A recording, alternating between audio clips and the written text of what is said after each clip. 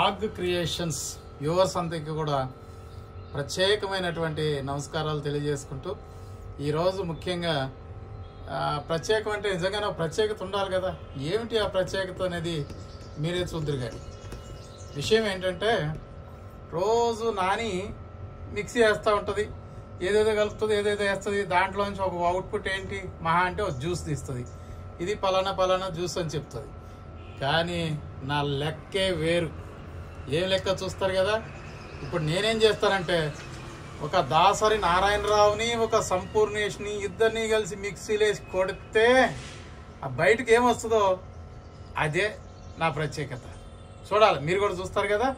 ఏమొచ్చింది అనుకుంటున్నారా? ఏమైనా రావచ్చు. ఒక నేరేడు పండు రావచ్చు, ఒక దొండ పండు రావచ్చు, ఇంకైనా రావచ్చు. ఇప్పుడు అందుకనే మనం నా ఊహ ప్రకారం నేరేడు పండు అని పిలుస్తాను. వచ్చిన తర్వాత నేరేడా దొండ తర్వాత చూద్దాం. నేరేడు పండు ఒకసారి వచ్చేసేయి నేరేడు పండు వచ్చేసింది. నేరేడు పండు వచ్చేసింది చూడండి. ఇదే మన నేరేడు పండు. చూశారు కదా. దాసనారాయణకి ఎక్కువ, సంపూర్ణ మహేష్కి బాబుకి ఎక్కువ. ఇప్పుడు ఈ నేరేడు పండు అని ఎందుకన్నానంటే చూస్తున్నారు కదా, మీరు అందరూ చూస్తుంటే సేమ్ నేరేడు పండు లాగానే ఉన్నాడు కాబట్టి అన్నాను. మరి మీ దృష్టిలో ఎట్లున్నాడు తెలియదు. అది చూశారు కదా, నల్లద్దాలు కూడా పెట్టేశాడు. సంపూర్ణేష్ బాబుని సేమ్ చేసినట్టే తలదన్నట్టే ఉన్నాడు.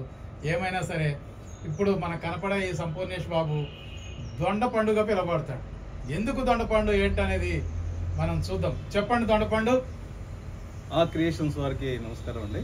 అలాగే ఆ క్రియేషన్స్ ప్రేక్షకులందరికీ నమస్కారం. నేను వెతుక్కుంటూ ఈ ఆ క్రియేషన్స్కి ఛానల్ దగ్గరికి రావడానికి ప్రత్యేకమైన కారణం ఉందండి. ఈ ఛానల్లో అది ఏంటనేది మనం డిస్కస్ చేద్దాం.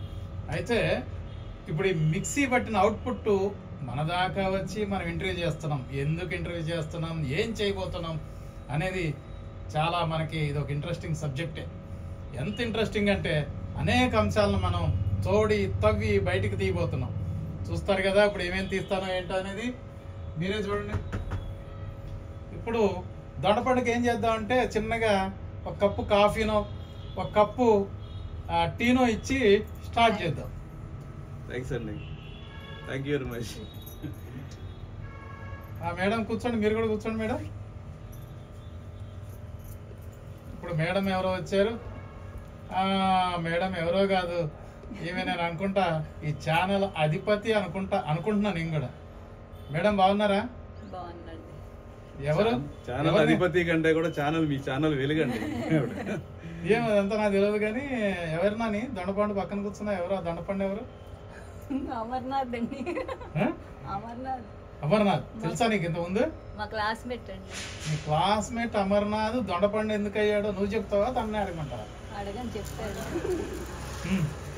సరే, ఇది అడిగే ముందు దొండపండు అలియాస్ అమర్ నీకు ఎప్పటి నుంచి తెలుసు? ఈ ఛానల్ ఆగ్ క్రియేషన్ ఛానల్ ఓనర్ అయినటువంటి నాని వాణి సత్యగా పిలువబడుతున్న ఈ అమ్మాయి ఎన్ని రోజులుగా తెలిసింది?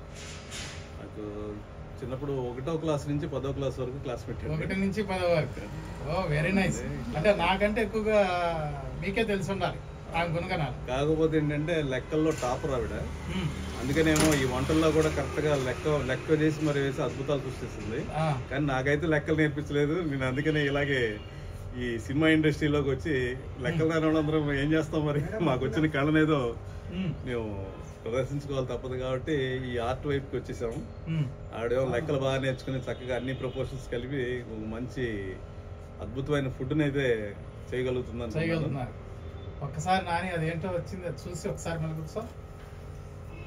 Very good. మొత్తానికి నాని క్లాస్మేట్ అనొచ్చా? 100% అండి. చిన్ననాటి బాల్య స్నేహితుడు అనొచ్చు. నాని అంటే మా వ్యూవర్స్ నన్ను తిడతారు. ఎందుకంటే నాని భార్య నాని అంటే ఏంటి, వాణి సత్య క్లాస్మేట్ గా పేరు పొందిన Dondapandu alias Amarnath. Great legend. అంటే అమర్నాథ్ని ఒకసారి ఇప్పుడు తనని తవ్వి చూద్దాం అసలు తన లోతుపాతలు ఏంటో. నాకే ఈరోజు ఏం ప్రశ్నలు అడగాలో ఎట్లా అడగాలో కూడా నాకేం తెలియట్లేదు. ఎందుకనంటే నాని క్లాస్మేట్ అంటే నేను ఫస్ట్ టైం వింటున్నాను. నానికి కూడా క్లాస్మేట్స్ ఉంటారు ఇట్లా ఈ రకమైన బంధం ఉంటుందని నాకు ఎప్పుడు తెలియలేదు, ఫస్ట్ టైం తెలిసింది నాకు. కాబట్టి ఈ బంధం ఏంటిదో ఎట్లా ఉంటుందో తెలుసుకుందాం. దీనికంటే ముందు లెక్కల్లో టాప్ అని చెప్తున్నాడు అమర్ అలియాస్ దొండపండు. ఈ టాప్ లెక్కల్లో ఇంతగానో టాప్గా ఉండబట్టే నా జీవితం కూడా నాశనం అయిపోయిందని నేను భావిస్తున్నాను. కాబట్టి నా జీవితం నాశనం అయిపోవటానికి వాళ్ళ క్లాస్మేట్ ఏ విధంగా కారణమైందో ఒక్క ముక్కలో చెప్పు అమర్. నాశనం అయింది అంటే కూడా మంచి దారిలో వెళ్తుందని అనుకోవాలి. ఎందుకంటే కాకరకాయ రసం చేసి తాగమంటే మరి నాశనమైనట్టే. ఎందుకంటే మీ ఆరోగ్యం కోసం చేసే జ్యూస్ అది. అలాగే చేసే జ్యూసులు కానీ ఇవి కానీ ఆరోగ్యానికి నచ్చేవి ఏది కూడా నాలుగు నచ్చవు. కాబట్టి మీ జీవితం అయితే నాశనం అయింది అనుకుంటున్నాను నేను ఈ రకంగా.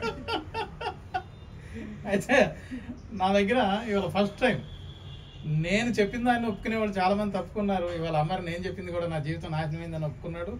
నేను అనుకుంటా వాణి కూడా ఒప్పుకుందని నేను కూడా అనుకుంటున్నాను. వాణి కూడా ఒప్పుకుంటే సంతోషం. వాణి ఒప్పుకున్నావా? నాశనం చేసావా? నిజమేనా? మనస్ఫూర్తిగా? ఎందుకని అమర్ ఉండబట్టి ఒప్పుకున్నావా లేకుంటే?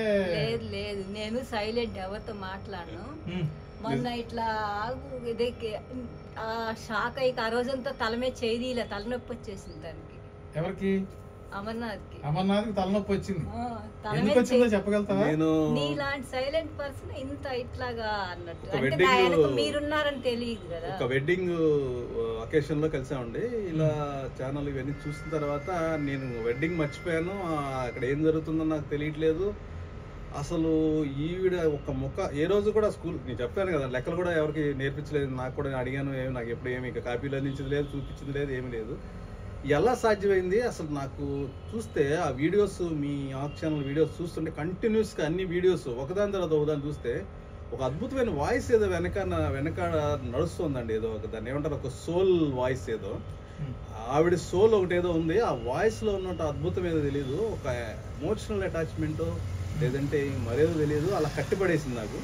తర్వాత అడిగాను, ఇది ఎక్కడ ఉంటున్నారు ఏంటి, ఒకసారి మీ ఛానల్కి వచ్చి కలవచ్చా? నేను సినిమాలు చేస్తున్నాను కానీ ఇంత మంచి ప్రోగ్రామ్స్, ఇంత మంచి ఫుడ్ సంబంధించినవి చేస్తూ ఇంతమంది ఆదరణ పొందారంటే మామూలుగా ఏమి ఇక్కడెక్కడ బాహుబలి కట్అవుట్లు లేవు, సినిమాలు లేవు, ఏమి లేవు. మామూలు చిన్న ఇంట్లో జరిగే ఒక కంటెంట్ని ఇంత అద్భుతంగా జనాల్లో తీసుకెళ్లారంటే hats off to your channel అండి. అయ్యా అమర్నాథ్ గారు, నన్ను పొగట్టం, ఛానల్ పొగట్టం మానేసి మీ క్లాస్మేట్ నా జీవితాన్ని నాశనం చేసింది అనే ముక్కను దాన్ని ఆ బేస్ను వదలకుండా ఒప్పుకున్నామండి. ఒప్పుకున్నా, చెప్తున్నా కదా, కాకరకాయ రసం అందరికీ చేదే కానీ మీకు ఆరోగ్యాన్ని అయితే తెచ్చిపెట్టుద్ది. కానీ మీకైతే ఇబ్బందులు అయితే తప్పవు, అంతవరకు గ్యారంటీ. ఇప్పుడు ఇంతకీ నన్ను మిక్సీలో వేసి దొండపండుగా తీసుకొచ్చారు. నేరేడు పండు కలర్ లో ఉన్న దొండపండు ఇది. ఎందుకంటే నేను ఒక హర్రర్ కామెడీ చేశానండి, గాడ్ సైతాన్ టెక్నాలజీని. అందులో నా పేరు దొండపండు. మన ఛానల్లో తగ్గ పండు అది. నిజంగా దొండపండు చూస్తే తాగితే కూడా లివర్ బాగుంటుంది అని చెప్పేసి ఈ ఛానల్లో ఎన్నో వీడియోస్లోనూ ఆవిడ చేసే రెసిపీని చూస్తే అర్థమవుతుంది. నన్ను కూడా వెళ్ళేలోపు మిక్సీ అయితే ఏంటంటే నేనైతే మనిషినే. దయచేసి జాగ్రత్తగా జారుకోవాలి చూసుకుని. Okay, very good Amar.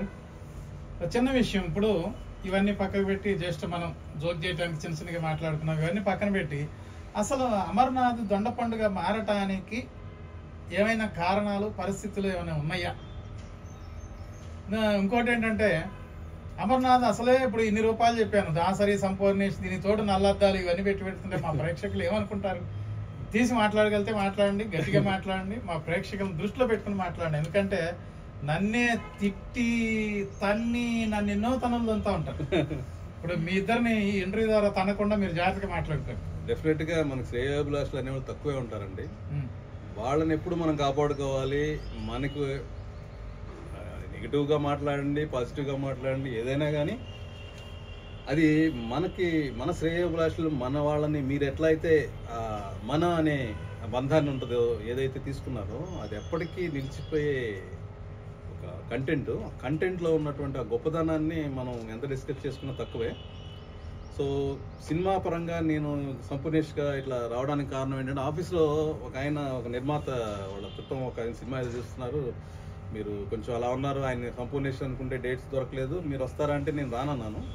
ఆయన బలవంతంగా అటు చేసి ఇటు చేసి ఒకరోజు షూటింగ్ అయితే పట్టుకెళ్ళారు నన్ను. బలవంతంగా పట్టుకెళ్తుంటూ తెలియదు మరి ఎలాగ చిన్నప్పటి నుంచి చూసిన సినిమా ప్రభావమో లేదంటే ఏదో తెలియదు, కెమెరా ముందు మామూలుగా చేయడం. ఏం సినిమాలో? సినీ ఫీల్డ్ అంటున్నారు, ఏ సినిమాలో చేశారు? ఏం క్యారెక్టర్ చేశారు? గాడ్ సైతాన్ టెక్నాలజీలో ఒక జిఎస్టీ అంటే రామ్ గోపాల్ వర్మ ఏమైనా తీసాడు? కాదండి ఆ రామ్ గోపాల్ వర్మ సినిమా, అది వెబ్ సిరీస్, అది సినిమా కాదండి. చాలా మంది భ్రమలో ఉంటారు ఏంటంటే జిఎస్టీ అనేది రామ్ గోపాల్ వర్మ సినిమా కాదు, అది వెబ్ సిరీస్. ఇది దానికంటే ముందు రాసుకుని ఒక 4-5 సంవత్సరాల తర్వాత మా డైరెక్టర్ గారు కుమార్ జానకిరామ్ గారు డైరెక్ట్ చేసిన గాడ్ సైతాన్ టెక్నాలజీ, దేవుడు దెయ్యము విజ్ఞానం అనే సినిమాలో ఒక నా భయం కూడా తొలగించారు. రామ్ గోపాల్ వర్మ జిఎస్టీ కాదు, ఇది వేరే అన్నారు. అవును. దాంట్లో మీ క్యారెక్టర్ ఏంటి? కంటిన్యూస్ గా కాలేజ్ లో లెక్చరర్ తో పాటు స్టడీస్ మొదలుపెట్టి ఇంకా కాలేజీలో వాళ్ళు లెక్చరర్ అయిపోయి మాకు పాఠాలు చెప్తున్నా కానీ స్టూడెంట్ గా ఉండే క్యారెక్టర్ అండి అది. ఎప్పుడూ ఫెయిల్ అవుతూనే ఉంటాను. పాస్ అవడానికి రకరకాల టెక్నిక్లు వాడుతూ, కాపీలు కొడుతూ, రకరకాల ఇబ్బందులు పడుతూ పాస్ అవడానికి ప్రయత్నిస్తున్నటువంటి ఒక ముదురు స్టూడెంట్ అండి. అందులో కామెడీ తీసుకొచ్చారు, ఫుల్ లెంత్ కామెడీ రోల్ అండి. ఈ దొండపండు అని ఎందుకు వచ్చింది అసలు? దొండపండు అంటే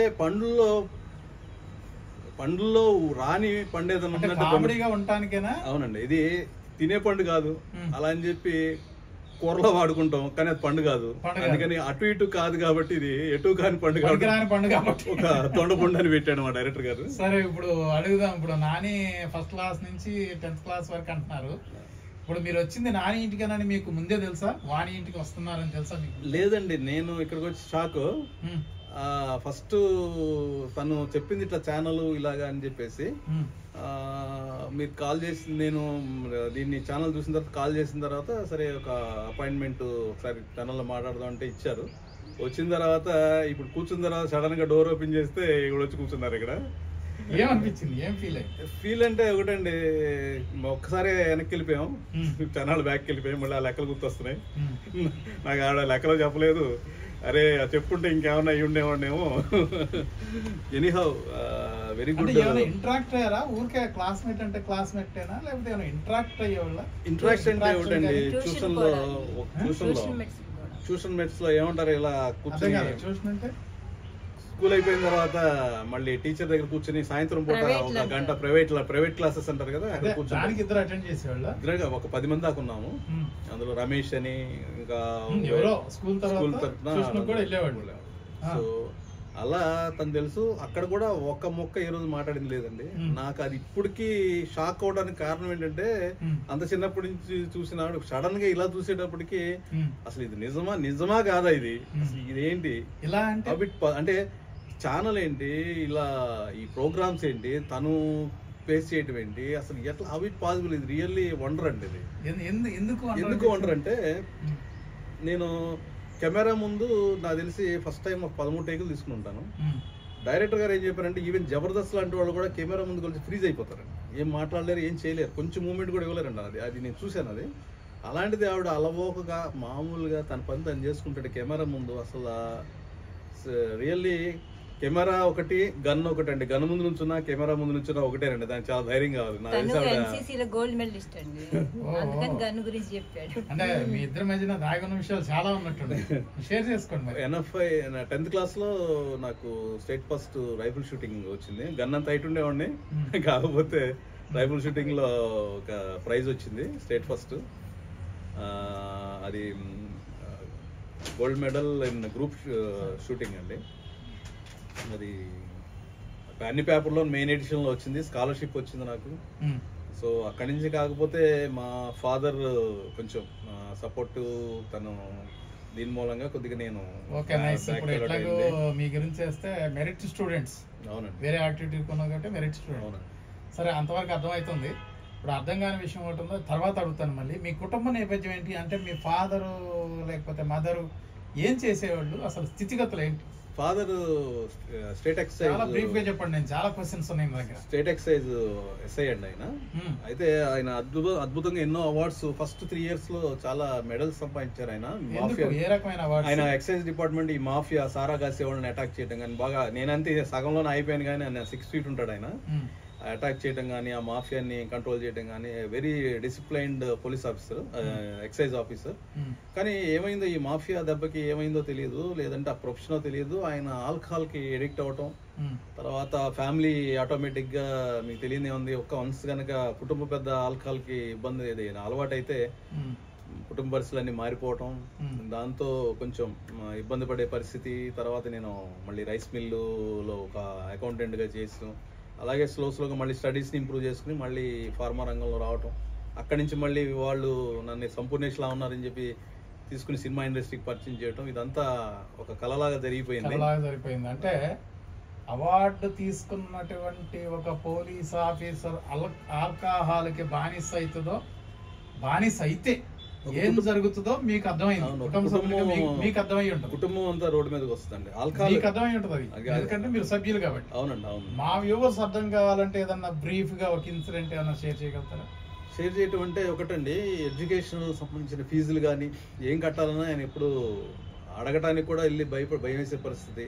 ఏదైనా ఫీజు అడిగితే మనకి ఇక దెబ్బలు తప్ప డబ్బులు వచ్చేవి కాదు. సో ఫీజులు కట్టలేక ఫీజులు ఇవ్వాలంటే ఆయన దగ్గరికి వెళ్ళడానికే భయపడేవాళ్ళం. మా అమ్మగారు ఏమన్నా అడిగి మా తరఫున పెడితే ఆవిడ కూడా చాలా సిచ్యువేషన్ చాలా దారుణంగా ఉండేది. కాబట్టి ఎడ్యుకేషన్లో కొంచెం కిందకి మీదకి అవుతూ ఈ రైస్ మిల్లో మస్తాగా పనిచేస్తూ స్టడీస్ కంప్లీట్ చేసి మళ్ళీ మంచి జాబ్ సంపాదించుకుని ఈ రోజు మంచి ఒక సెటిల్డ్ పొజిషన్కి రావడం జరిగింది. సో ఈ పొజిషన్కి రావటానికి ఆ రోజున అవార్డు వచ్చిన ఎస్ఐ గారు ఆల్కహాల్ బానిసగా మారి ఆ కుటుంబాన్ని ఇవ్వడానికి మధ్య కొంత స్ట్రగుల్, కొన్ని కష్ట నష్టాలు ఉండుంటాయి. ఏంటి ఆ కష్ట నష్టాలు? ఇప్పుడు అదే కనుక బాగా బాధించిన విషయం, జీవితం నుంచి నేర్చుకున్న విషయం ఏంటి? బాగా బాధించిన విషయం అంటే, ఒక మంచి గవర్నమెంట్ ఎంప్లాయీ ఉండి ఒక కుటుంబంలో ఒక ఫీజులు కట్టలేని పరిస్థితికి తీసుకొచ్చిన పరిస్థితులు అదే కనుక ఆయన తాగకుండా ఉండినట్టయితే ఈరోజు అద్భుతమైనటువంటి పొజిషన్లో మంచి ఎడ్యుకేషనల్ క్వాలిఫికేషన్ బ్యాక్గ్రౌండ్ కానీ ఇంకేదైనా కానీ సాధించడానికి సాధ్యమయ్యేది. తర్వాత ఏది చేయకూడదు, ఒక కుటుంబ పెద్ద అనేది ఎటువంటి పరిస్థితుల్ని పిల్లలకి ఇవ్వకూడదు అనేది ఒక తాగినప్పుడు ఒక రకంగాను, తాగినప్పుడు చాలా అద్భుతంగా ఉండేవాళ్ళు అండి. చాలా మంచి నేచర్ అయింది. ఎందుకంటే అంత డిసిప్లైన్డ్ ఆఫీసరు సడన్గా ఈ మాఫియా వల్లనో తెలియదు, మరి ఏ రకంగానే ఈ ప్రొఫెషన్ వల్ల తెలియదు, ఆయన తాగుడుకు బానిస అవ్వటం. నేర్చుకుంది ఏంటంటే, తాగుడు వల్ల మనం అభివృద్ధి సాధించడం కానీ ఆరోగ్యపరంగా కానీ ఎటువంటిది మనకి జరిగేది, మన ఫ్యామిలీ కూడా విచ్ఛిన్నం అవుద్దని తెలుసుకున్నాం. ఇంకా ఆ రోజు నుంచి అలాంటి వాటికి దూరంగా ఆ కళ, ఈ మంచి రకమైన ఈ ఫుడ్స్ కూడా చాలా అద్భుతమైన ఆహారాన్ని, మంచి ఆహారం తీసుకుంటే ఎక్కువ లాంగ్ లైఫ్ ఉండొచ్చు అనేది చూస్తుండగానే ఈ ఛానల్ నాకు కనెక్ట్ అయిందండి. చూస్తే ఇంకా నేను అసలు వదిలిపెట్టలేకుండా కంటిన్యూస్గా వన్ బై చూస్తుంటే ఏదో కనెక్టివిటీ ఏంటో తెలియదు, అక్కడ ఏముందో తెలీదు. ఆ వాయిస్లో మరి మిరాకిల్లో లేదంటే అందులో ఉన్నటువంటి ఎమోషనో తెలియదు, కానీ నాకు చాలా బాగా అనిపించి మనం కనెక్ట్ అవ్వడం జరిగింది. సో ఈరోజు ఇక్కడ ఉన్నారు. అంటే ఆ ఛానల్ వెనకున్న అద్భుత శక్తి ఏదో మన కలిపిందంట. అవునండి, అంతేగాని మీ క్లాస్మేట్ కలిపింది కాదండి. అంటే రెండు కావచ్చు, కానీ ఫస్ట్ అయితే మీడియానండి. మీడియాలో ఉన్నటువంటి ఆ కంటెంట్, అద్భుతమైన కంటెంట్. Okay, nice. మరి ఇప్పుడు నీలో అంటే జనరల్గా ఒక మనిషిని చూసినప్పుడు ఒక అభిప్రాయం కలుగుతూ ఉంటుంది. వీడు చూడు ఇట్లానో, లేదా వీడు మేధావనో, లేదా ఇంకోటనో వీడు చూడగానే దగ్గరనో ఎంత బాగున్నాడనో ఏదో ఒక అభిప్రాయం కలుగుతాం. ఇప్పుడు ఇట్లా చూడంగానే ఏం అభిప్రాయం కలుగుతుందో నాకు తెలియదు, కానీ నీలో కొంత మేధస్సు ఉందనేది నాకు అర్థమైంది. ఏం చదువుకున్నావు? అన్ని బ్రీఫ్ గానే చెప్పాలి. ఏం చదువుకున్నావు? ఎంఎస్సీ అనలిటికల్ కెమిస్ట్రీ అండి. ఫస్ట్ బిఎస్సీ తర్వాత బ్రేక్ పడింది ఒక 2-3 years. తర్వాత ఎర్న్ చేస్తూ సంపాదిస్తూ ఎంఎస్సీ కంప్లీట్ చేసి తర్వాత ఫార్మర్ వచ్చాను. ఎంఎస్సీ చదువుకున్న ఒక వ్యక్తి వాటిని ఏమంటారు, వాణి పెళ్ళిలో పెడతారు చూడదు, ఏమంటారు వాటిని? ఖర్జూరు కాదు, అవి ఇట్లా పెడతారు కదే, ఆ కారా ఐటమ్ ఒకటి తీసుకొచ్చి పెడతారు కదా, లోపల కొబ్బరి పెట్టి స్వీట్ పెట్టి దాన్ని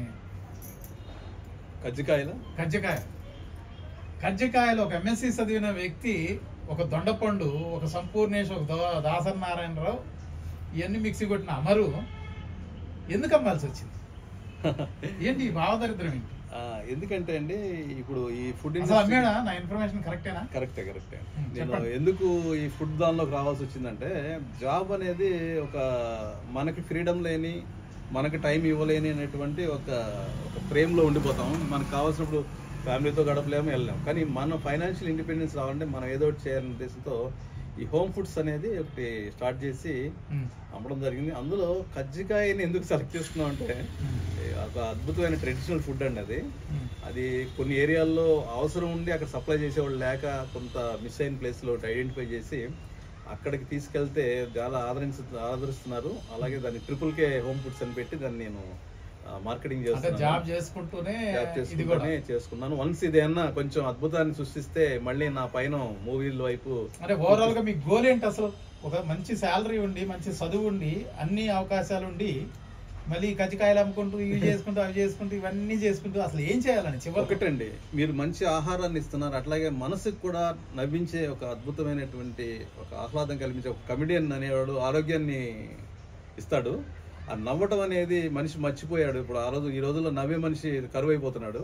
సో నవ్వటం అనేది చాలా ఇంపార్టెంట్. అలాగే నిజంగా భగవంతుడు మంచి సినిమాలు ఇచ్చి అద్భుతమైన ఇన్కమ్ ఏమైనా వస్తే ఒక మంచి టెంపుల్ ఒకటి కట్టి సొసైటీకి ఒక వేద పాఠశాల, ఒక గోశాల అలాంటిది ఏదో ఒకటి 1 ఎకరం పొలంలో చేయాలని ఒక ఏదో గోల్. అది భగవంతుడు దయ. అలాంటిది ఏదన్నా సాధ్యమైతే వచ్చినందుకు, పైనుంచి ఇక్కడికి వచ్చినందుకు జర్నీ కంప్లీట్ అవుతుంది. సో గోల్ అయితే అది ఉంది, కానీ జర్నీ అయితే వెళ్తుంది. సరే, దొండపండు గోల్ సక్సెస్ కావాలని నేను కూడా మనస్ఫూర్తిగా కోరుకుంటున్నాను. కాకపోతే ఈయన అనేది ఏంటంటే, ఇక్కడ హైదరాబాద్ నగరంలో 1 ఎకరం పొలం కొని దాంట్లో టెంపుల్ కట్టి, దాంట్లో గోశాల పెట్టి, వేద పాఠశాల పెట్టి, ఈ దొండపండు జనబాహ్యంలోకి వదిలేస్తాడంట దాన్ని. అంటే అందరికీ యూజ్ అయ్యేటట్టు. చూడండి, ఇది కూడా ఒక కామెడీనే. అన్ని కామెడీనే. అంటే జీవితం కూడా ఒక కామెడీగానే తీసుకుని నన్ను కూడా ఒక కామెడీ పీస్ లాగానే తయారు చేసిన ఈ దొండపండుని ఇంకా చాలా క్వశ్చన్స్ వేయాలి. కానీ ఇక్కడ మా ఇద్దరికి మధ్య చాలా వ్యత్యాసం ఉంది. ఏం వ్యత్యాసం అంటే, అసలు ఈ దేవుడు ఏంటి, ఈ దయ్యం ఏంటి, అసలు ఈ దేవుడు దయ్యాలు శాస్త్రాలు మనకు నేర్పినవి ఏంటి, ధర్మశాస్త్రాలు ఏంటి, అసలు ఈ ధర్మశాస్త్రంలో నువ్వు ఎందుకు దిగావు, నేను అడిగేదాన్ని నువ్వు ఎదుర్కోవడానికి సిద్ధంగా ఉన్నావా? సిద్ధంగా ఉన్నాను, అడగండి. ఏ రకమైనటువంటి సంసిద్ధత ఉంది? నాకు భగవద్గీత అనే ఒక భరోసా ఉందండి, దాంతో రెడీగా ఉంది. భగవద్గీతని నమ్ముతున్నావా పరిపూర్ణంగా? భగవద్గీతని నమ్మటం కంటే కూడా దాన్ని అర్థం చేసుకుంటూ ముందుకెళ్తున్నారండి. ఎందుకంటే జీవితంలో చాలా స్ట్రగుల్ చేసాం. ఇప్పుడు మీరు మీ మొబైల్కి ఒక ఒక ఇది ఉంది, ఏది దాన్ని ఎలా ఆపరేట్ చేయాలో ఒక మాన్యువల్ ఉంది. మీ ఇంట్లో ఒక టీవీకి మాన్యువల్ ఉంది. అలాగే మనిషికి ఒక మాన్యువల్ లేదు. నాకు చిన్నప్పటి నుంచి ఇలా ముందుకెళ్ళి ఉంటే బాగుండేది అని చెప్పేవాళ్ళు ఎవరు లేరు. అలా చెప్పే స్నేహితులు కూడా చాలా మందికి దొరకరు.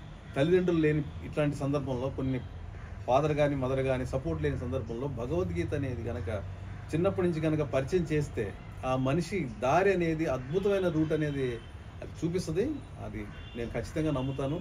ఎప్పుడు నేను ఆఫీస్కి వెళ్ళేటప్పుడు నా బ్యాగ్లో భగవద్గీత ఉంటుంది. ఏదో ఒక శ్లోకం అయితే చదువుకుంటాను. ఆ 1 అవర్ జర్నీలో ఒక శ్లోకం చదువుకుని పక్కన వాడిని కూడా హింసించి వాడికి కూడా ఆ శ్లోకం గురించి డిస్కస్ చేస్తూ సరదాగా 1 గంట జర్నీ అయిపోతుంది మాకు. మళ్ళీ ఆ జర్నీ ఇది కూడా తెలియదు, హ్యాపీగా లర్నింగ్. ఇది ఒక జీవన విధానం, ఇది ఒక మార్గదర్శి జనానికి అని చెప్పదలుచుకున్నారా? అవునండి. ఏంటి మార్గదర్శి అంటానికి మీ దగ్గర ఏమన్నా ఉదాహరణ ఉందా? భగవద్గీతలో ఉన్నటువంటి ఒక బెస్ట్ ఎగ్జాంపుల్ ఇక్కడ ఇవ్వగలుగుతారా? మార్గదర్శి అంటే ఇప్పుడు ఈ రోజు ప్రతి వాడు విషయం కూడా, ఇప్పుడు మీ క్లాస్మేట్ వాణి ఈ భగవద్గీతను నమ్ముతుందా? తను ఒకసారి అడగాలి. ఎందుకంటే నాకు తెలిసి తను ఈ భగవద్గీత ఖచ్చితంగా నమ్మడానికి ఛాన్సెస్ ఉంది. ఎందుకంటే మాకు స్కూల్ దగ్గర కృష్ణ మందిరం ఉందండి. ఆ కృష్ణ మందిరం దగ్గర తను వెళ్ళటం చూశాను. అది మేబీ నాకైతే అది గుర్తుంది. కృష్ణ మందిరం ఉంది, రాధాకృష్ణ టెంపుల్ స్కూల్ కానుకునే ఉంటుంది. తను అక్కడ చూసేవాడిని ఎక్కువ. మేబీ మీరు ఆవిడ అడిగితే బెస్ట్. వాణి గారు చెప్పండి, మీరు భగవద్గీత నమ్ముతున్నారా? లేదండి, మామూలుగా గుడికి వెళ్తాం అంటే పిల్లలతో పాటు సరదాగా వెళ్తామేను. మేము చిన్నప్పటి నుంచి పూజలు లేకుండా పెరిగాము. పూజలు లేకుండా అంటే కమ్యూనిస్టులు ఆ రోజు మరి అందరూ పూజలు చేస్తారు, కానీ మా ఇంట్లో ఎప్పుడు పూజలు చేసేవాళ్ళం. ఎవరా కమ్యూనిస్టులు? అంటే కమ్యూనిస్ట్ భావాలు నమ్మేవాళ్ళు. ఎవరో వాళ్ళు చెప్పాలిగా. అంటే ఇంట్లో వాళ్ళ, లేదంటే ఇంట్లో వాళ్ళు, నాయనమ్మ, తాత, చెప్పండి మా తాతలు. సిపి అప్పుడు పార్టీలో అట్లా ఉండేవాళ్ళు. దేవుడిని నమ్మని వాళ్ళని నాస్తికులు అంటారు. మా మేనమామ నాస్తికుడు. అట్లా అంటే మీ కుటుంబాల తల్లిదండ్రులేమో కమ్యూనిస్టులు. ఇప్పుడు ఇంత చరిత్ర అమలు వచ్చేసరికి ఇంత బయటపడుతుంది, ఎప్పుడు తెలియదు నాకు. ఇంకెన్ని రకాలు ఉన్నాయి? రకాలు ఏం లేవు, అదే అట్లా అని చిన్నప్పటి నుంచి పూజలు ఇంట్లో అట్లా ఏముండేది కాబట్టి వినాయక చవితికి సరదాకి నాయనమ్మని అడిగితే నలుగురితో పాటు మా కోసం పిల్లలు బుక్స్ మీద శ్రీ రాసుకుంటాం కదండి, అది తెలవటానికి నాయనమ్మ మేము పిల్లలను అడుగుతున్నామని అదొకటి పెట్టి మా పుస్తకాల మీద రాసి పెట్టేది. ఇంకా అంతేగాని మామూలుగా పూజలు అయ్యి వినాయక చవితి ఒకటి మాత్రం మేము అడిగామని చేసేది అంతే. అంటే ఇప్పుడు మీరు మీ కుటుంబం కానీ నువ్వు కానీ నమ్ముతారా? మీరు పూజలు చేయపోమంటే నాలాంటి దరిద్రుడు దొరికాడని మీరు నమ్ముతారా? అప్పుడు చేసి ఉంటే ఇంకా మంచి వాడు దొరికేవాడని నమ్ముతారా? దరిద్రుడని కాదు కానీ చేసి ఉంటే వేరే వాళ్ళని చూసేవాళ్ళేమో, చెయ్యపోమంటే అదే ఇక మీ భావాలు అట్లా మీకు అనుకూలమైన భావాలు కలిసి అట్లా బాబాయ్ చేశాడని అనుకుంటున్నాను. అంటే నన్ను ఎందుకు రుద్దుతున్నావు? మీ భావాలు అంటే నేను అంటే మీ భావాలు నా భావాలు ఒకటే ఇప్పుడు కూడా అనిపిస్తుందా? ఈ జీవితం ఇన్ని రోజులు గడిచిన తర్వాత, ఇన్ని సంవత్సరాలు? మా భావాలు కాదు, మా కుటుంబ భావాలు. ఏదైనా మీ భావాలు నచ్చి వాళ్ళు అనుకూలంగా ఉండి చేశారు. నీకు నచ్చినాయా మీ వాళ్ళకి నచ్చినాయి? మా వాళ్ళకి నాకు తెలియదండి, నాకు అప్పుడు ఏం తెలియదు. బాగా చిన్న వయసులో చెప్పాలంటే 10th ఏజ్లోనే మ్యారేజ్ అయిపోయింది కాబట్టి నిజంగా తనకి పెద్దవాళ్ళు ఏదంటే అదే కదా. మాకు పెళ్లి చూపులు కూడా లేవా, డైరెక్ట్ పెళ్లిలోనే చూసుకోవటం స్టేజ్ మీద. అప్పుడు ఒక పెద్ద న్యూస్ ఇది, సచివాలయం మ్యారేజ్ అయిపోయిందండి, మ్యారేజ్ అయిపోయిందండి, పెద్ద న్యూస్ ఇది స్కూల్లో. అవునా? Okay, very good. అంటే ఫ్లాషే, అంటే సచివాలయం ఏం చేసినా సెన్సేషనల్. ఇవాళైతే కన్ఫర్మ్ అయిపోయింది అది. నాకు తెలిసి ఇంకా పెద్ద సెన్సేషన్ అవుద్ది. ఆర్డినరీ టు ఎక్స్ట్రాడినరీ అండి, నేను ఎక్కడ చూడలేదు కానీ she will become very extraordinary person. రేపు ముందు ముందు మీరు చూడండి ఛానల్ ఎంత దూరం వెళ్తుందో. నువ్వు పొగిడితే నాకు కోపం వస్తా ఉంటుంది, నాకు చాలా వ్యతిరేకత. ఛానల్ ఇంప్రూవ్ అవడానికి మెయిన్ ఆయనే రీజన్ ఆయనే. అదేం ఉండదు, ఆయన చెప్పినట్టు ఆయన కాదని లేదు. కాదు ఏంటంటే ఇప్పుడైనా కానీ ముందు నుంచునే అదే అది ఉంది కదా, అది మామూలు విషయం కాదు. ఆ ముందు నుంచుని ఫాలో. ఇప్పుడు సార్ ముందు అంటే ఒకటి బయట వాళ్ళు కాదు, ఇంట్లో వాళ్ళు. అంటే ఇంట్లో ఎట్లా ఉంటాం మామూలుగా అట్లాగే ఉంటాము. ఆయన మొదటి నుంచి పిలుపు అది. అంటే నేను చిన్నప్పుడు పెళ్లి చేసుకున్నాను, మేము ఇదే కనెక్ట్ అవ్వగలిగాము. యాక్చువల్గా అయితే ఎక్కడ దీనిలో కూడా ఆర్టిఫిషియల్ అనేది నీ వంటలో లేదు, ఇంట్లో లేదు, ఒంట్లో లేదు, ఎక్కడా లేదు. ఆర్టిఫిషియల్ అని కనిపించట్లేదు, అక్కడ ఆర్టిఫిషియల్ లేదు. ఉన్నది ఉన్నట్టుగా చెప్పడం వల్ల నేను మరి ఈ రోజు ఇక్కడ రావడానికి దానికి ఉన్న వాల్యుయేషనే ఉన్నది ఉన్నట్టు యాజ్ ఇట్ ఈస్ గా మీరు ఎలా చేస్తున్నారు ఏంటి, అసలు ఆ రెసిపీస్ ఏంటి, ఆయన చెప్పే ఇదేంటి, అసలు చూస్తుంటే చాలా కనెక్టివిటీగా అనిపిస్తుంది నిజంగా. ఆయన అదంతా ఆయనదే, నాదేం లేదు. ఆయన చెప్పింది చేస్తా ఉంటా అంతే. క్రెడిట్ తీసుకోతే క్రెడిట్ ఎప్పుడు ఇవ్వడం అనేది గొప్ప విషయమే, డౌటే లేదు. కానీ ఆయన క్రెడిట్ కూడా ఉంది, లేదని చెప్పట్లేదు. నేను కూడా ఈరోజు ఆ వాయిస్ వినే ఎంత దూరం వచ్చాను నేను. ఓకే, ఇప్పుడు మా వ్యూవర్స్ని దృష్టిలో పెట్టుకుని మీ విఘ్నత, మీ ఇద్దరు విఘ్నత, మీ క్లాస్మేట్ మీది, మీ విఘ్నత ఎంతవరకు ఉందో నేను కూడా తెలుసుకోవాలనుకుంటున్నాను. మా వ్యూవర్స్లో కొంతమంది ఏమంటారంటే, ఎందుకండి ఆహారం ఇవన్నీ ఎందుకండి, ఏదో ఉన్న 4 రోజులు తిని చేస్తే కాలం చేస్తే మంచి తిని చేస్తే అయిపోద్ది, ఎందుకు ఆమెను బాధ పెడతారు అని కొంతమంది అయితే, అరే బాబు వీడు ఎక్కడో సైకోగాడు ఉన్నాడు రా, వీడేంద్రా వీడు గోలేంద్ర అనేవాడు కొంతమంది అయితే. ఇదంతా కూడా పర్సంటేజ్ వైజ్ చూస్తే ఓ 3%. 70% చాలా అంటే వాళ్ళ దృష్టి వేరే ఉంది. సరే వీళ్ళని పక్కన పెడదాం, ఇది ఎందుకంటే కొంచెం పాజిటివ్గాను ఇదవుతున్నారు కాబట్టి. వీళ్ళు ఎవరైతే ఉన్నారో వీళ్ళు చెప్పేది ఏంటంటే ఓవరాల్గా ఎందుకు ఆవిడని కానీ ఆ ఇబ్బంది కానీ ఎందుకు, ఆ ఫుడ్ ఏంటి, ఆ లోకం ఏంటి, మంచిగా కావాల్సింది తిననిచ్చేదానికే అంటున్నారు. అసలు శరీరానికి ఇష్టపడి లేకపోతే రుచికరమైన ఆహారం కావాలా, శరీరానికి కావలసిన ఆహారం కావాలా? ఇప్పుడు ఉదాహరణకి కావాల్సిన అంటే నా దృష్టిలో 2 ఉన్నాయి. ఇప్పుడు మీ క్లాస్మేట్కి కావాల్సింది ఓ 16 కాఫీలు 17 టీలు ఇస్తే తన జీవితానికి అర్థం పరమార్థం అదే, అంటే తనకు కావాల్సింది. ఇప్పుడు నేను అడిగేది ఏంటంటే శరీరానికి కావాల్సిన ఫుడ్ ఒకటి, రుచికరమైన ఫుడ్ ఇంకొకటి. అసలు ఏది తీసుకోవాలి? మీ భగవద్గీత ఏం చెప్తుంది, అమర్నాథ్ ఏం చెప్తుంది? భగవద్గీత చెబుతుందండి. యాక్చువల్గా భగవద్గీత అని ప్రతి ఇంట్లో పుస్తకం అయితే ఉంటుంది, కానీ నాకు తెలిసి అందులో ఎవరో ఓపెన్ చేసి చదివే వాళ్ళు తక్కువ ఉన్నారు. అది ఓపెన్ చేసి చూస్తే అందులో కూడా యుక్తాహార విహారస్య అని కృష్ణ భగవానుడు ఏమవుతుందంటే, యుక్తమైన ఆహారము యుక్తమైన విహారము. అంటే ఎర్లీ మార్నింగ్ లేవటం అనేది మ్యాండేటరీ. యాక్చువల్గా చాలా మంది ఏంటంటే నేను ఎప్పుడో నైట్ అంతా వర్క్ చేసుకున్నా, నేను పొద్దున్న లేవను, ఇది నా చాయిస్. అది ఏం చేస్తుందంటే నేను అలా చేసి నేను థైరాయిడ్ తెచ్చుకున్నాను. ఎప్పుడైతే నా డ్యూటీ మారి నాకు వేరే లాంగ్ డిస్టెన్స్ అంటే ఎర్లీ మార్నింగ్ లేవడంతో స్టార్ట్ చేస్తే నా థైరాయిడ్ పోయింది. చాలామంది వ్యూవర్స్ మీరు కావాలంటే మీరు చెక్ చేసుకోండి. మీరు ఎవరైతే లేట్గా ఎక్కువ ఎర్లీగా పొద్దున్న ఉదయం లేకుండా ఉన్న వాళ్ళకి ఆల్మోస్ట్ థైరాయిడ్ సిమ్టమ్స్ ఎక్కువ ఉంటాయి. అదొకటి. అయితే యుక్తమైన ఆహారం తీసుకోమని చెప్పాడు. యుక్తమైన ఆహారం అంటే ఆరోగ్యాన్ని ఇచ్చే ఆహారాన్ని తీసుకోమన్నాడు తప్ప రుచికి ఎప్పుడు కూడా ప్రాధాన్యత ఇవ్వలేదు. అది కృష్ణ భగవానుడే డైరెక్ట్గా భగవద్గీతలో మెన్షన్ చేయడం జరిగింది. కావాలని మీరు రిఫర్ చేసుకోవచ్చు. ఓకే, అంటే ఏం చెప్పదలుచుకున్నారు? రుచి కాదు ఆహారం అనేది శరీరానికి ఏదో ఖచ్చితంగా డిసిప్లిన్ అనేది ఉండాల్సిందే. ఫుడ్ లో మనిషి లేవడం కానీ తినడానికి కానీ. ఈ విషయంలో నాకు కనెక్ట్ అయ్యావు, ఇప్పుడు బాగా దొరికావు, బాగా కనెక్ట్ అయ్యావు. అసలు డిసిప్లిన్ అన్న దగ్గర ఇక్కడే వచ్చింది సమస్య అంతా. అసలు డిసిప్లిన్ క్రమశిక్షణ అంటేనే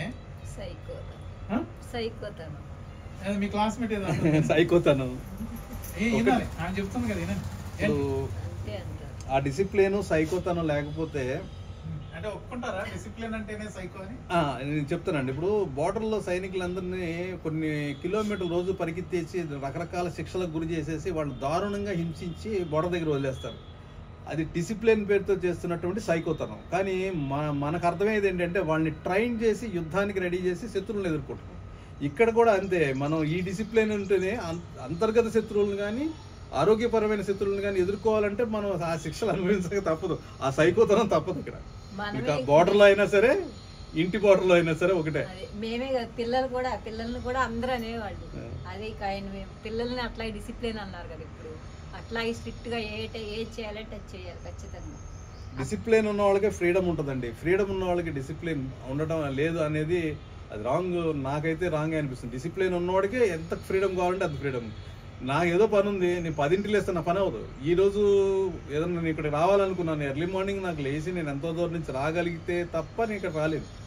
చూద్దాంలే 10ంటికి వెళ్తే అయిపోయింది ఎపిసోడ్ కథం. ఈరోజు మళ్ళీ రాదు. క్రమశిక్షణకి అర్థం తెలిసిన వాళ్ళు జీవితాన్ని ఎదుర్కోగలుగుతారు. క్రమశిక్షణకి అర్థం తెలిసిన వాళ్ళు మాత్రమే స్వేచ్ఛగా బతకగలుగుతారు, పర్ఫెక్ట్ గా బతకగలుగుతారు. జీవితం అంటే ఏంటో అర్థం చేసుకుని బతకగలుగుతారు. డిసిప్లిన్ అంటే అది ఒక హింస అని భావించే ప్రజానీకులు ఇంకా ఉన్నారు. హింసలాగా కనిపించే అహింస.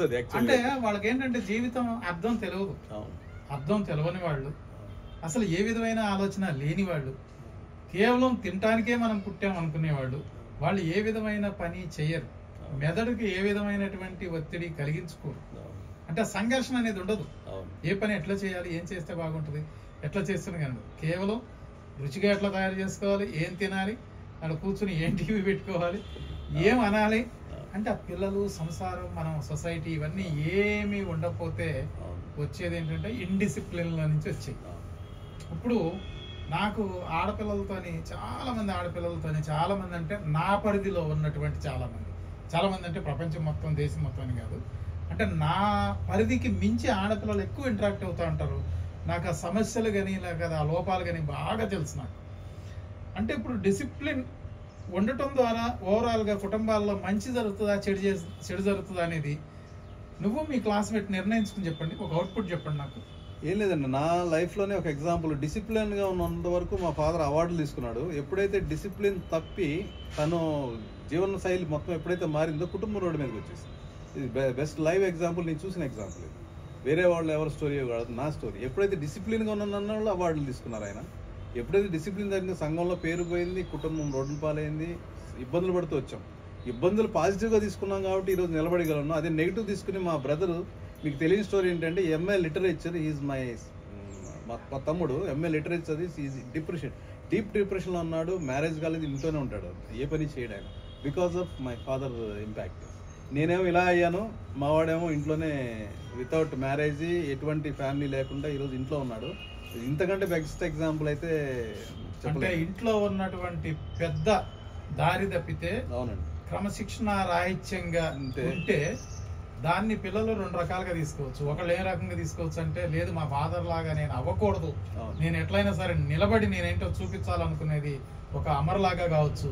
లేదు ఇట్లయిపోయింది అని డిప్రెషన్లోకి వెళ్ళి తన జీవితాన్ని కూడా ఎంఏ లిటరేచర్ అండి. షేక్స్పియర్ గురించి అద్భుతంగా మాట్లాడు, ఇప్పుడు మాట్లాడతాడు, వెళ్తే ఇంగ్లీష్ అద్భుతంగా మాట్లాడతాడు, మంచి టీచరు. డిప్రెషన్లోకి వెళ్ళిపోయాడు, రూమ్ లోంచి బయటకు రాడు. అదే ఇదంతా క్రమశిక్షణ లేకపోవడం వల్ల ఖచ్చితంగా ఒప్పుకుంటున్నాం. మీ వాణి ఏం చెప్తుందో ఒకసారి. వాణి ఏం చెప్తావు? నేను చెప్పేది పిల్లల గురించి చెప్తానండి. నువ్వు ఏదన్నా చెప్పు. అదే పిల్లలు చిన్నప్పటి నుంచి పిల్లలతో పని చేపించేవాళ్ళు, ఏ పనైనా కానీ వాళ్ళు సొంతంగా చెయ్యాలి అని. ఎర్లీ మార్నింగ్ లేచి వాడు 2nd క్లాస్ అప్పటి నుంచి చిన్న బుట్టలో పాల ప్యాకెట్లు వేసుకెళ్ళి ఇంటింటికి వేస్తే అందరు తిట్టేవాళ్ళు, మా అమ్మ ఇంట్లో ఉండి వాళ్ళు అట్లా పిల్లోడిని ఇట్లా చేస్తున్నారు అని. కానీ అట్లా పెద్ద బాబు వాడు ఎంబీబీఎస్ సీట్ వచ్చే వరకు వాడు చేశాడు. ఏంటి పాల ప్యాకెట్లు వేసేవాడు ఫస్ట్, ఎంబీబీఎస్ చదువుకున్న అబ్బాయి సీట్ వచ్చే వరకు. గ్రేట్ అండి. వేసేవాడు కాదు, వాళ్ళ మొగుడు వేయించాడు అంట. తెలుసుకుంది అది. అంటే వాడున్నది ఒక బ్యాగ్ లో పాలు వేసుకుంటే బ్యాగ్ ఎక్కువ ఉండేది, వాడు పర్సన్ తక్కువ ఉండేవాడు. కానీ నవ్వుతున్నాం కానీ ఇప్పుడు ఆయన డాక్టర్ అయ్యాడు కాబట్టి ఇప్పుడు నవ్వగలుగుతున్నాం, కానీ రియల్లీ ఆ సిచ్యువేషన్ లో మరి ఆవిడ ఎంత బాధపడిందో నేను బాధపడలా, ఎందుకంటే నాకేం ఆలోచన ఉండేది. కానీ ఆయన అన్నారు కదా బ్యాగ్ కంటే మనిషి కంటే బ్యాగ్ ఎక్కువ ఉండేదంట. అవును కరెక్టే. అట్లాగే స్కూల్ బ్యాగ్ కూడా మోయమనే అనేవాళ్ళు, ఎందుకంటే వాళ్ళకి అలవాటు అవ్వాలి, పట్టుకోవద్దు అనేవాళ్ళు. అయితే నాకేంటంటే ఆయన ఏం చెప్తే అట్లా తలోపటం కానీ నేను వెనక ఆలోచించడం ఉండేది కాదు.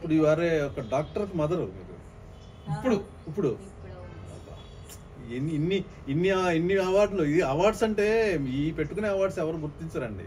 మీకున్నే అవార్డులు, ఈ అవార్డులు కావాలి. చిన్నోడు కూడా అంతే, పిల్లల్ని కష్టపడి తీసుకొచ్చి నేను డాక్టర్ని చేశారంటే అవార్డు అవుతుందా, లేదంటే నాకు ఇన్ని ఆస్తులు ఉన్నాయంటే అవార్డు అవుతుందా? ఆస్తులు ఏమి ఎవరు పట్టుకెళ్ళాం కదా.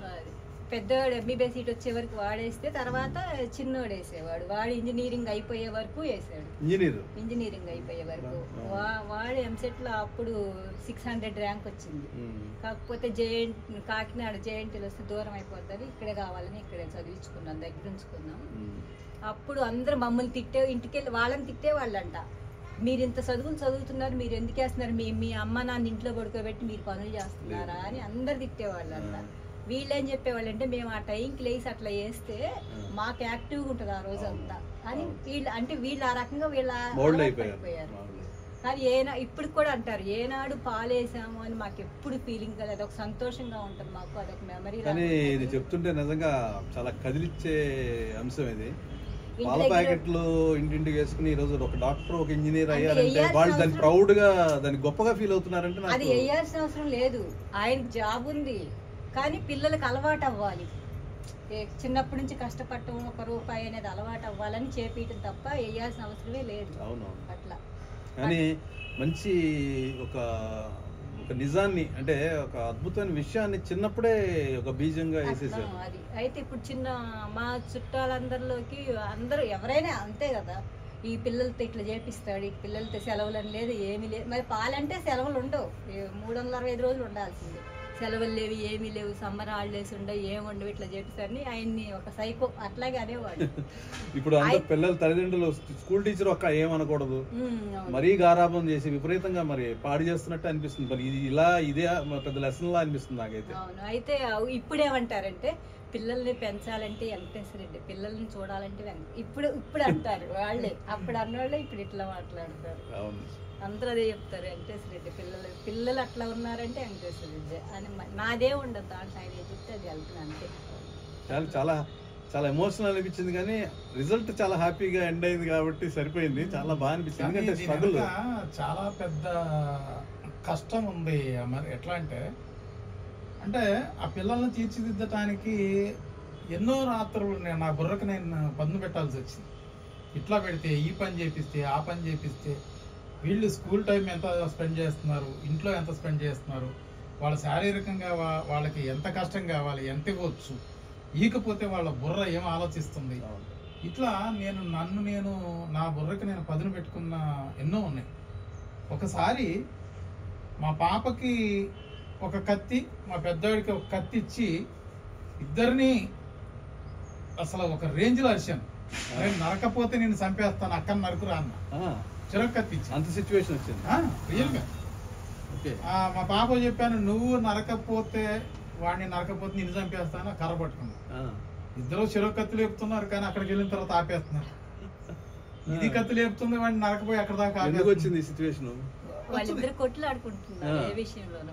ఎందుకు అదేంటి చిన్నపిల్లలు కదా, మరంటే ఎగ్జామ్ అప్పుడు ఒక చెంబులో నీళ్లు పోసి పూలు వేసుకుని వెళ్తే బాగా రాసినట్టు అని అట్లా అదేదో సెంటిమెంట్ పెట్టుకుంటే అక్క వేసిన పూలు తమ్ముడు తీసేవాడు.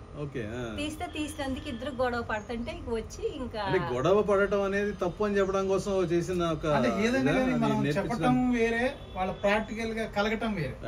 ఒక ప్రాక్టికల్ అక్కను తిట్టొద్దురా అని వీడికి చెప్తే వాడి మనసుకు అతుక్కోదు. అరే వద్దే దాన్ని అట్లా చెయ్యొద్దే, వాడిని అట్లా అనొద్దు తమ్ముడిని అంటే దానికి మనసు కతుక్కోదు. కానీ వాళ్ళ బుర్రలో స్వతగా ఉన్నటువంటి గుణగణాలతో పాటుగా వాళ్ళకి రావాలి, అయ్యో నా తమ్ముడు చచ్చిపోతాడు నరికితే, మా అక్కను చచ్చితే నరికిపోద్ది, ఏదో అయిపోద్ది అంటే ఆ ఉన్న లోపల ఉన్న దాన్ని బయటికి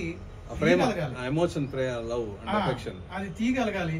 తీసిన తర్వాత అది వాళ్ళకి బుర్రకు తడితే వాళ్ళు బాగుంటారనేది.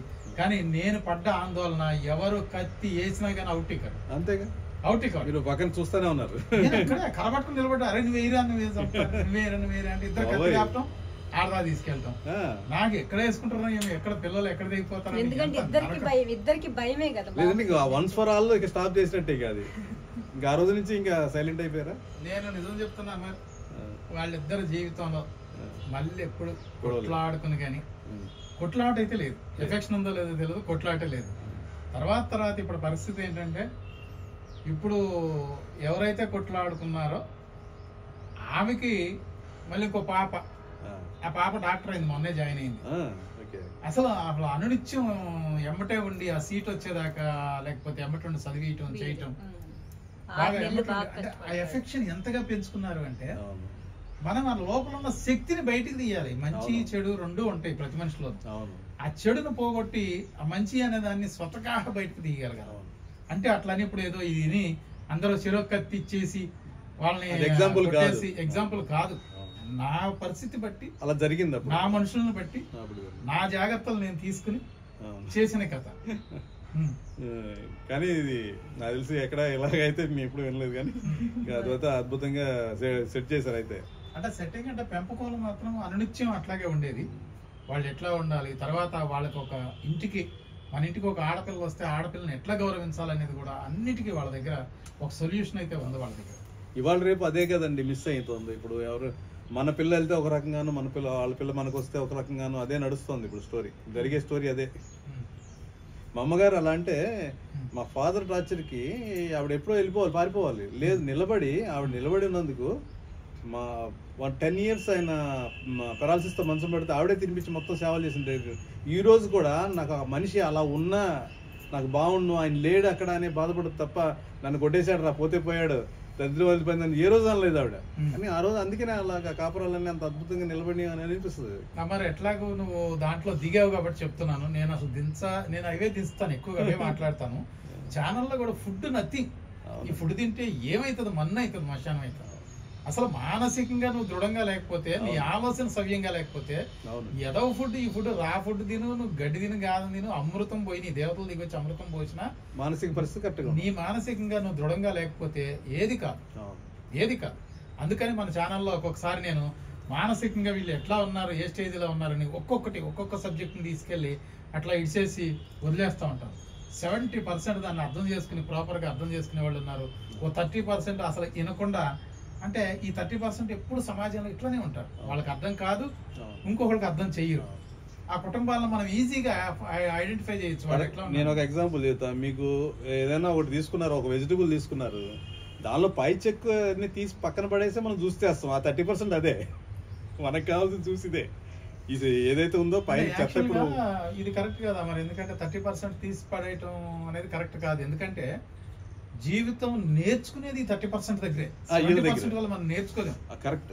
ఎందుకంటే నేను అనుకుంటా అమర్ కూడా మనం మాట్లాడుకున్న సందర్భంలో నేను గుమస్తాగా చేశాను, చాలా నేర్చుకున్నానని అమర్ కూడా చెప్పాడు ఇప్పుడు ఇంతకు ముందే. అంటే ఏంటంటే జీవితం విలువలు కష్టంలో నుంచే వస్తాయి. కష్టంలో నుంచే ఒక ప్రశ్న వస్తుంది, కష్టంలో నుంచే ఒక ఆన్సర్ దొరుకుతుంది. నిన్ను అక్కడ కూర్చోబెట్టి మొత్తం చుట్టూ అద్దాలు పెట్టి, అద్దాల లోపల పెట్టి వాడు సుఖంగా హాయిగా పెంచుతుంటే వాడికి ఏం ప్రశ్నలు వస్తాయి, ఏం అర్థమవుతుంది, జీవితం ఏం అర్థమవుతుంది? జీవితం బాయిలర్ కూడా అయిపోద్ది, అంతే కదా. అంతే. ఈ 30% చాలా ఇంపార్టెంట్. వీళ్ళు వేసే ప్రశ్నలు కానీ అది సెలిబ్రెంట్ కాదు, వీళ్ళు వేసే ప్రశ్నలు కానీ ఇంకా చాలా ఇంపార్టెంట్. ఇప్పుడు అమర్, నువ్వు ఈ పాడైపోతున్న కుటుంబాల గురించి, తగ్గిపోతున్న విలువల గురించి ఏమన్నా బ్రీఫ్గా చెప్పగలుగుతావు? 2-3 minutes. నీ నోటీసులు ఉన్నాయా? లేదంటే ఆ సబ్జెక్ట్ వదిలేసి వేరే దానికి వెళ్ళిపోవడం. పెద్ద సబ్జెక్టు ఎలాగో టైం బట్టి మళ్ళీ ఒక్కొక్క ఎపిసోడ్ ఏమన్నా పిలిస్తే డెఫినెట్గా వదిలేసి వెళ్దామంటే ఇంకోటి. ఇప్పుడు నా ఛానల్ గురించి నీ అభిప్రాయం ఏంటి బ్రీఫ్గా? ఇది కూడా బ్రీఫ్గా అంటే ఎందుకంటే ఇది నువ్వు అన్నావు కాబట్టి చెప్తున్నా నేను. ఛానల్ కనెక్ట్ అయ్యాను అన్నావు కాబట్టి ఏంటి అసలు ఛానల్లో కనెక్ట్ అయింది ఏంటి? ఛానల్ ఏంటంటే మీరు అన్నట్టు ఈ ఫుడ్ సంబంధించిన రెసిపీ కానీ ఆ విలువల కంటే కూడా మానవీయ కోణంలో మీరు మాట్లాడుతున్న ఆ ఫ్లో ఉంది సార్. ఆ అంశాలు ఒక నానితో మొదలుపెట్టి ఈరోజు ఏదో చేయబోతుందని మొదలుపెట్టి, మధ్యలో ఏం చేస్తుందో ఇవాళ కొత్తగా అని మొదలుపెట్టి, ఈరోజు నన్ను ఏమి ఇబ్బంది పెట్టబోతుందని చెప్పబట్టి, ఇట్లా ఆ నెరేషన్లో ఒక రకమైనటువంటి ప్రేమ కానీ ఆప్యాయత, ఒక రకమైన ఎమోషనల్ని క్యారీ చేయబట్టి నాకు తెలిసి మేబీ ఈరోజు ఇంతమంది వ్యూవర్స్, నేనేమన్నా అంటే వ్యూవర్స్ ఇంకా పెరుగుతారు.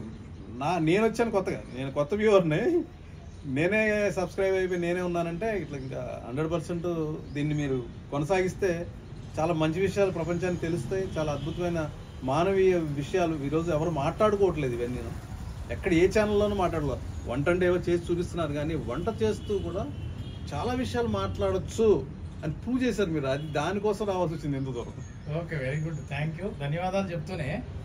అంటే ఇది నిజంగానే మన ఉద్దేశం కూడా అదే.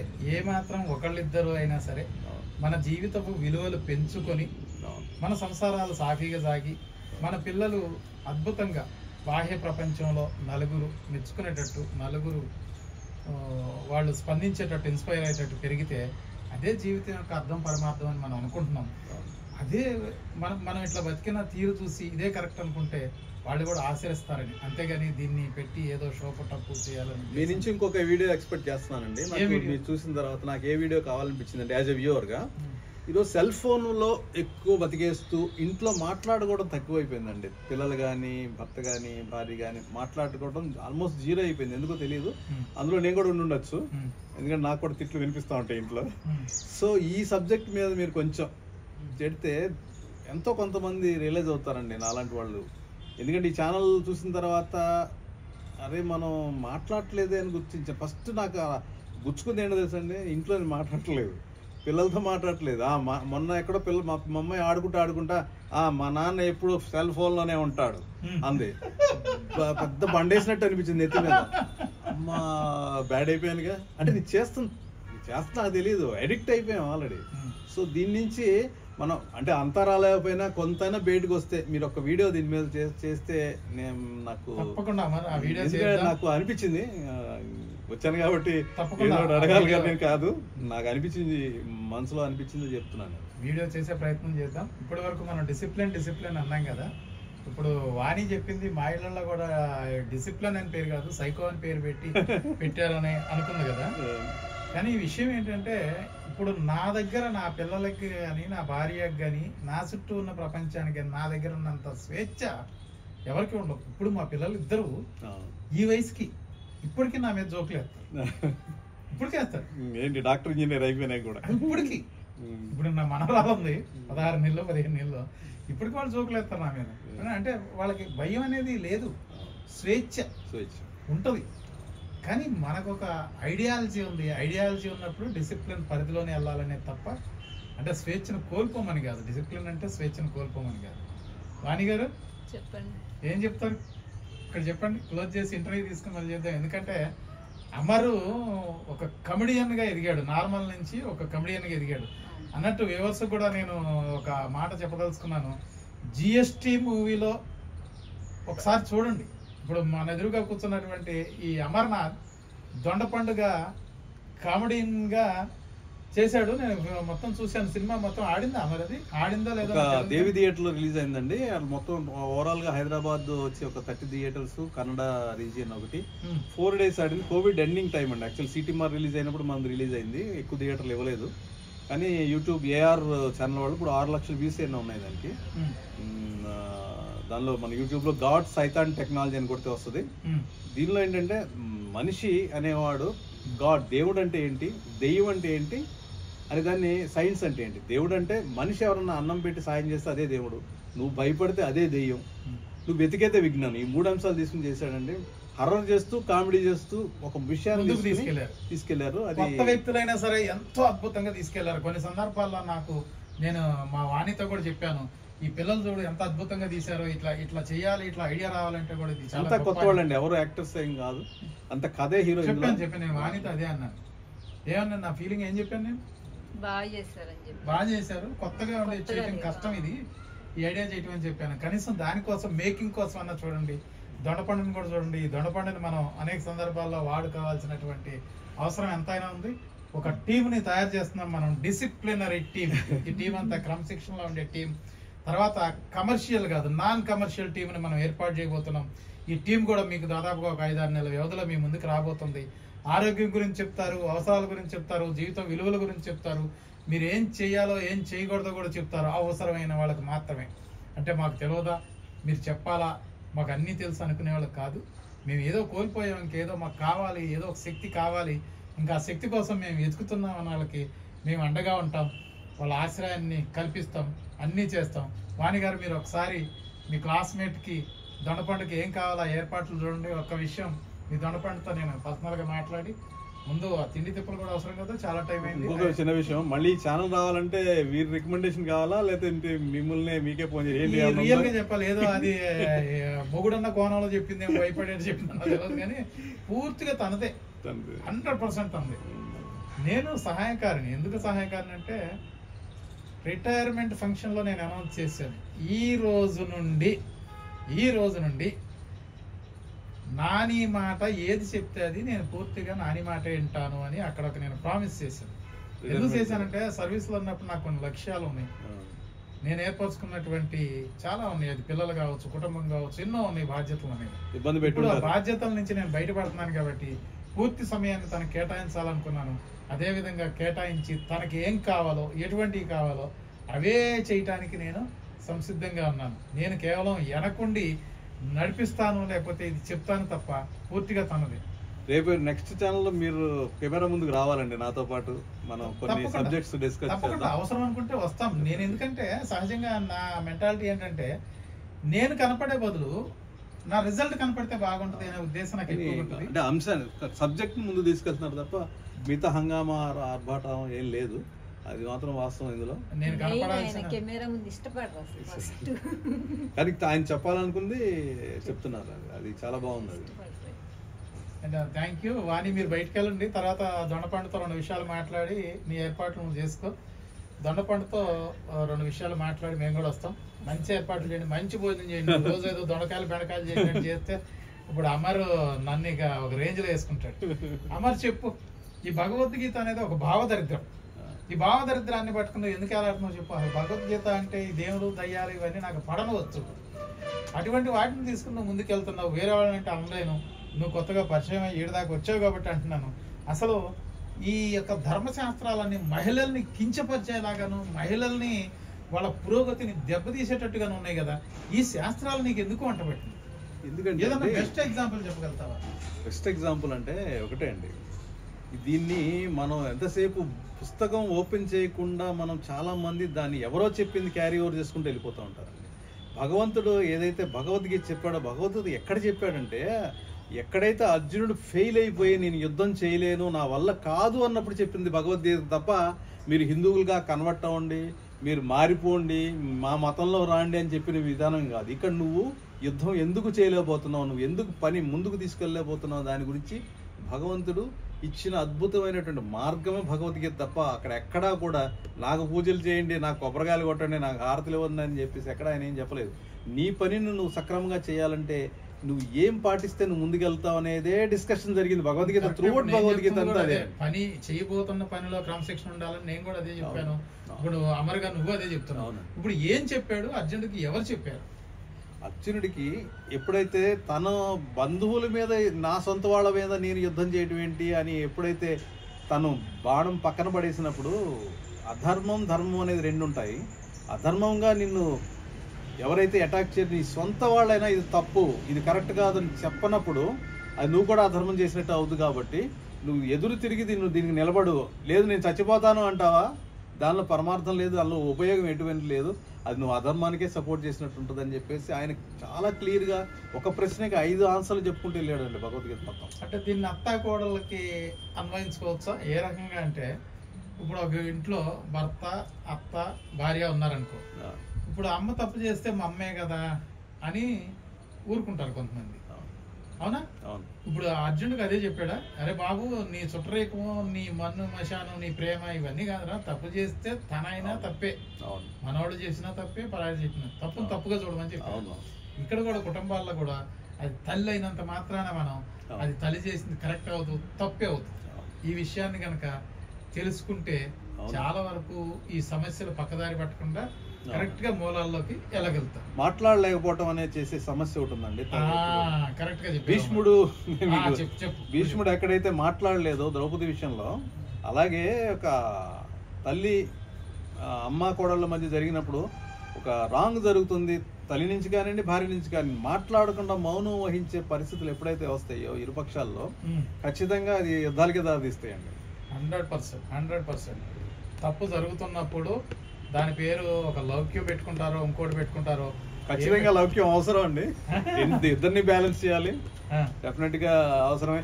అది ఎంతవరకు మాట్లాడాలో ఆ లిమిటేషన్స్ కనుక ఫాలో అవ్వకపోతే నిజంగానే అక్కడ కురుక్షేత్రం డ్యామేజ్ జరుగుతుంది.